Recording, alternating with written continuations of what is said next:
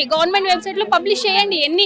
ఏ ఏ company మీరు తీసుకొచ్చినారో ఆ కంపెనీలో తెలంగాణ యువతకి ఎంత ఆక్యుపేషన్ కల్పించినారో పబ్లిష్ చేయండి. వాళ్ళు కూడా ఏమంటా ఉన్నారు, ప్రభుత్వ సెక్టార్ లో అందరికీ ఉద్యోగాలు కష్టం, ప్రైవేట్ సెక్టార్ లో చూసుకోండి మీరే అని చెప్పేసి చేతులెత్తేసే పరిస్థితి కనిపిస్తా ఉంది.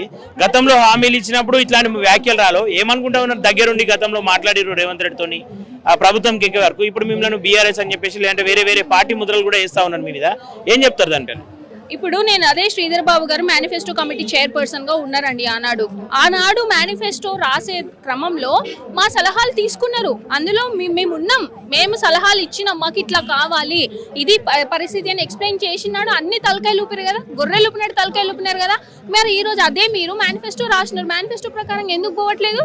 అంటే ఆ రోజు ఏదో నిరుద్యోగులకి మేము పెద్ద పీఠం వేస్తున్నామని చూపించుకోవడానికి మమ్మల్ని ఇన్వాల్వ్ చేసినారు. కానీ ఈ రోజు అదే ఇన్వాల్వ్మెంట్ నిరుద్యోగులు ఎందుకు లేదు ప్రభుత్వంలో? నిరుద్యోగులు ఇంత మొత్తుకుంటున్నా, ఇంత బాధపడుతున్నా కానీ ఏ ఒక్కరు కూడా స్పందించట్లేదు.